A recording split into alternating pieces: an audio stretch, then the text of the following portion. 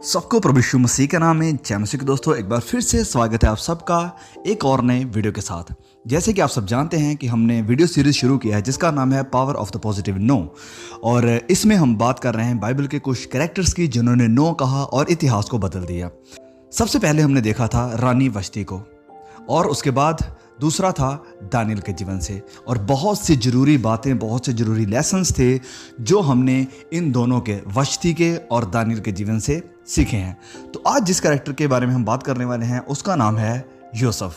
जी हाँ, यूसुफ। और यूसुफ की कहानी एक ऐसी कहानी है जिसको शायद आप लोग बहुत ही अच्छी तरह जानते होंगे। तो यूसुफ का पिता था याकूब, और याकूब के 12 बेटे थे, और इन 12 में से याकूब यूसुफ को सबसे ज़्यादा प्यार करता था, और इस कारण यूसुफ के भाइयों के अंदर यूसुफ के प्रति नफरत और जेलसी थी। बात सिर्फ यहीं तक सीमित नहीं थी।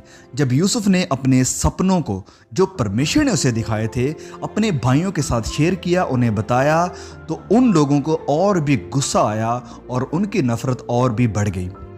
क्योंकि यूसुफ उनसे कहता था कि मैंने स्वप्न में देखा है कि मैं आप सबके ऊपर राज्य कर रहा हूं और आप सबसे एक बड़ा इंसान बन चुका हूं।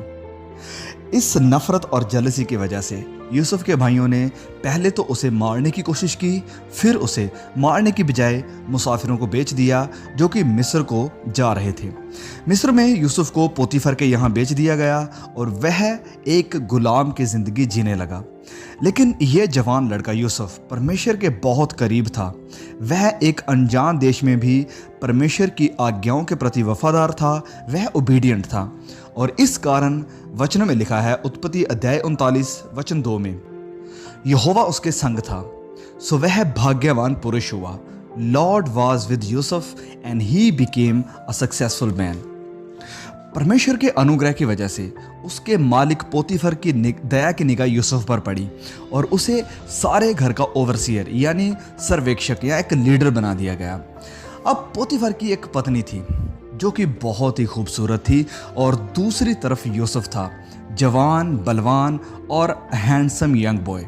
अब ये पोतीफर की पत्नी, जो हम कह सकते हैं कि यूसुफ के साथ काफ़ी उसका लगाव हो गया था, क्योंकि यूसुफ सारे घर का लीडर था और वह उसे देखती थी हर रोज़ घर में आते जाते, काम को देखते हुए, और पोतीफर की पत्नी यूसुफ के प्रति गलत सोचने लगी और हर रोज़ उसे बोलती रही, उसे कहती रही कि वह उसके साथ सोए। लेकिन यूसुफ एक सच्चा, अच्छा, डिसिप्लिन्ड जवान था। वह उसे नो कहता रहा, उसके ऑफर्स को मना करता रहा। लेकिन एक दिन जब घर में कोई ना था, तो वचन में हम पढ़ते हैं, लिखा है कि तब उस स्त्री ने उसका वस्त्र पकड़कर कहा कि मेरे साथ सो। पर ध्यान से सुनिए, पर वह अपना वस्त्र उसके हाथ में छोड़कर भागा और बाहर निकल गया। हम वचन 9 में पढ़ते हैं, तो वहां पर यूसुफ कहता है कि मैं अपने स्वामी, अपने मालिक के साथ ऐसा अपराध नहीं कर सकता, ऐसी दुष्टता करके परमेश्वर का अपराधी नहीं बन सकता। अब सुनिए, अब वह तो मिस्र में था, घर से मीलों दूर, किसी को भी पता नहीं चलता, लेकिन नहीं, उसने नो कहा, उसने ना कह दिया। और जब उसने नो कहा, फिर आखिरी बार वह पोतीफर की पत्नी से भागा। पहले नो, फिर भागा। लेकिन जब वह सही वजह के लिए भागा, तो उस पर इल्ज़ाम लगाया गया कि उसने रेप करने की कोशिश करी है, और इस इल्ज़ाम की वजह से उसे जेल में डाल दिया गया। लेकिन जेल में अब सुनिए, दुनिया की नज़रों में तो यूसुफ बहुत गलत था। वह एक रेपिस्ट था, वह गलत सोचने वाला था, वुमेनाइजर था, और भी कई तरह के इल्ज़ाम उसके ऊपर लगाए जा सकते हैं।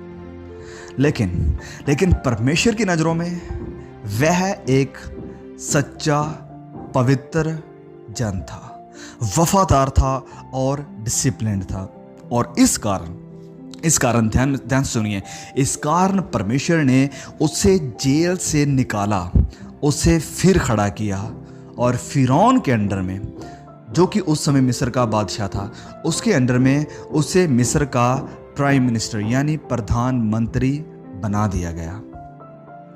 यूसुफ ने ये फेवर कैसे पाया? क्योंकि उसने परमेश्वर को मानते हुए, परमेश्वर के वचनों को मानते हुए, परमेश्वर की सामर्थ के साथ अभिलाषाओं को और हर प्रकार की टेम्पटेशन को ना कहा था।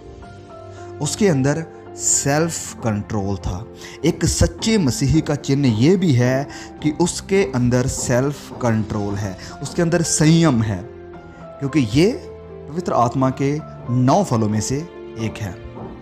वचन में संत पौलुस तिमोथियस से कहते हैं, पहला तिमोथियस अध्याय 5 वचन 22 में, अपने आप को पवित्र बनाए रख, अपने आप को पवित्र बनाए रख। लेकिन ऐसे संसार में और ऐसे वक्त में जिसमें हम रह रहे हैं, कोई कैसे पवित्र रह सकता है, कैसे पवित्र बन सकता है? हर तरफ से टेम्पटेशंस है, हर तरफ से हमें पीछे खींचने की शैतान कोशिश कर रहा है। तो फिर ऐसे माहौल में हम कैसे पवित्र रह सकते हैं? कैसे हम इन सारी अभिलाषाओं को ना कह सकते हैं? तो सुनिए, अब ध्यान से सुनिए मुझे। सबसे पहली बात, ओबे गॉड, परमेश्वर के वचन का पालन करें। जब हम वचनों का पालन करेंगे तो हम ऑब्वियसली हर बुराई से दूर रहेंगे। परमेश्वर को जानना और उसके वचनों का पालन करना पवित्र जीवन जीने की एक चाबी है। This is the key to stay pure.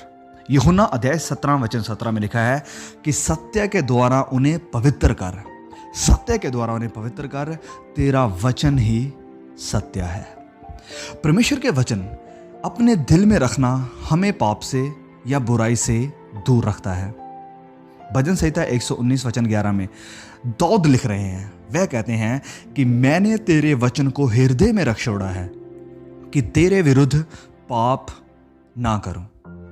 जैसे मैंने पहले भी एक वीडियो में कहा था कि किसी ने बहुत खूब कहा है कि या तो परमेश्वर का वचन आपको पाप से दूर रखेगा और या फिर पाप आपको परमेश्वर के वचन से दूर रखेगा। या तो परमेश्वर का वचन आपको पाप से दूर रखेगा या पाप आपको परमेश्वर के वचन से दूर रखेगा। पवित्र जीवन जीने के लिए हमारा मकसद बस ये होना चाहिए कि हमें परमेश्वर को खुश करना है। याद है, यूसुफ ने भी इसी मकसद को ध्यान में रखते हुए पोतीफर की बीवी को ना बोला था। अब चलिए कुछ बहुत ही जरूरी lessons we'll see from the life of Yusuf. Yusuf की ज़िंदगी से कुछ जरूरी बातों को सीखते हैं। सबसे पहला, he said no to all the opportunities to sin. Yusuf ने गुनाह या पाप करने वाले सारे मौकों को ना कहा। बाइबल हमें बताती है कि शुरुआत में यूसुफ ने अपनी जुबान से ना कहा कि ये पाप, पहली बात तो घृणित पाप है और दूसरा कि यह परमेश्वर के विरोध में है। लेकिन फिर भी पोतीफर की बीवी उसे बुलाती रही लगातार हर रोज। और फिर वचन में लिखा है, तब उस स्त्री ने उसका वस्त्र पकड़कर कहा, मेरे साथ सो। पर वह अपना वस्त्र उसके हाथ में छोड़कर भागा और बाहर निकल गया। तो हम यहां पर देखते हैं कि यूसुफ ने सिर्फ अपने शब्दों से ही ना नहीं कहा था, वरन एक कदम वह और आगे चल रहा था। जब उसने अपने आप को उस औरत की प्रेजेंस से दूर कर लिया, वह जगह ही उसने छोड़ दी, वह उस जगह से भागा। तो जब पाप गुनाह हमें फुसलाता है, हमें ललचाता है, तो यूसुफ की तरह हम ऐसे ना कर सकते हैं। सबसे पहला ये कहकर, अपनी जुबान से बोलकर कि नहीं, मैं ऐसा नहीं करूँगा, नहीं करूँगी, मैं गलत कंटेंट नहीं देखूँगा, नहीं देखूँगी, मैं गलत काम नहीं करूँगी, मैं गलत शब्द नहीं बोलूँगा या शब्द नहीं बोलूँगी आदि। दूसरा, पहला तो हम अपने मुंह से बोलकर ना कह सकते हैं और दूसरा हम अपने आप को उस गुनाह से दूर लेकर चले जाएं, removing ourselves from it entirely. मतलब कि पहले तो अपनी जुबान से ना बोलकर और फिर अपने कार्यों से ना बोलकर। अगर आपका लैपटॉप या आपका मोबाइल आपको पाप की तरफ खींच रहा है तो ध्यान से सुनिए, इसे छोड़ दीजिए। बाइबल पकड़िए और इसे हर वक्त जब भी आपको फ्री टाइम मिलता है इसे पढ़ना शुरू कर दिए। मसीह इतिहास के बहुत ही मशहूर कमेंटेटर मैथ्यू हेनरी, उन्होंने कहा है कि अगर हम सच में पाप नहीं करना चाहते, सच में, तो आइए इससे ऐसे भागें जैसे एक पंछी फंदे से, जाल से भागता है, और जैसे एक छोटा हिरन शिकारी को देखकर भागता है उससे। तो हाँ, बिल्कुल सही कहा सर मैथ्यू हेनरी ने कि पाप वाकई में एक फंदे के जैसा, एक जाल के जैसा, एक शिकारी के जैसा है, जिसका मकसद है हमें कैद करना, हमें जकड़ना और हमारा नुकसान करना। तो क्या हम यूसुफ की तरह मौका मिलने पर ना कहने के लिए तैयार हैं? क्या इससे भागने के लिए तैयार हैं? अगर नहीं तो आपको डरना चाहिए। मैं फिर से कहता हूं, डरना चाहिए उससे जिसे जिस्म और रूह को आग की जलजलाहट में फेंकने का अधिकार है। और हां, परमेश्वर को आप दोष नहीं दे सकते हैं कि वह आपको नरक में डालना चाहता है। बिल्कुल नहीं, आप खुद इसका चुनाव कर रहे हैं। एक अपराधी, सुनिए, एक अपराधी या चोर या रेपिस्ट या हत्यारा जज के ऊपर यह कहकर दोष नहीं लगा सकता है कि वह उसे उम्र कैद की सजा या गुनाह या फांसी की सजा क्यों दे रहा है। वरन यह चुनाव अपराधी ने खुद किया है। उसके किए हुए अपराध की उसे सही सही सजा मिल रही है। इसी प्रकार वचन कहता है कि पाप की मजदूरी, कमाई, वेजस मृत्यु है। सवाल हम सब के लिए कि क्या हम यूसुफ की तरह बन रहे हैं या फिर अपने आप को बुराई की तरफ खुद लेकर जा रहे हैं? क्या हम भाग रहे हैं पाप से दूर या हम भाग रहे हैं पाप की तरफ? क्या हम पाप को हाँ कह रहे हैं या ना कह रहे हैं? अब दूसरा लेसन जो यूसुफ के ज़िंदगी से हमें सीखने को मिलता है वो ये है कि Yusuf's heart was set to honour God and that kept him pure. Yusuf का मन परमेश्वर को महिमा देने, उसे खुश करने में लगा था और इसी बात ने उसे पवित्र रखा। जब हमारा मन शुद्ध है, हमारे विचार शुद्ध हैं, हमारे ख्याल शुद्ध हैं, तो हमारे कार्य, हमारे काम भी शुद्ध होंगे। प्रेरित पौलुस ने ये वचन हजारों साल बाद लिखे थे, लेकिन यूसुफ ने इन्हें अपने जीवन में प्रैक्टिकली लागू भी कर लिया था। इन वचनों के अनुसार उसने अपना जीवन भी व्यतीत कर लिया था। और वचन है, लिखा है कि व्यभिचार से बचे रहो। इंग्लिश में लिखा है फ्ली, मतलब भागो। जितने और पाप मनुष्य करता है वह देह के बाहर है, परंतु व्यभिचार करने वाला अपनी ही देह के विरुद्ध पाप करता है। पहला कुरिन्थियों अध्याय 6 वचन 18। तो यहां पर बार बार हम वचन को पढ़ रहे हैं, यहां लिखा है व्यभिचार। व्यभिचार का मतलब कुछ और है, लेकिन अगर हम इसे इंग्लिश में देखते हैं तो इंग्लिश में लिखा है सेक्सुअल इमोरैलिटी, जिसका क्लियरली मतलब यह है कि किसी भी प्रकार की शारीरिक अभिलाषा, वो चाहे पोर्नोग्राफी हो, वो चाहे गंदी बातें हो, वो चाहे गलत कंटेंट को देखना हो, या किसी भी प्रकार की सेक्सुअल स्टिमुलेशन। अब इन वचनों को जो हमने अभी पढ़ा है कैसे अपने जीवन में प्रैक्टिकली अप्लाई करना है, इन्हें कैसे लागू करना है? सिंपल, यूसुफ से सीखिए। जी हाँ, यूसुफ से सीखिए। वो यंग था, जवान था, उसके पास ताकत थी, उससे सीखिए।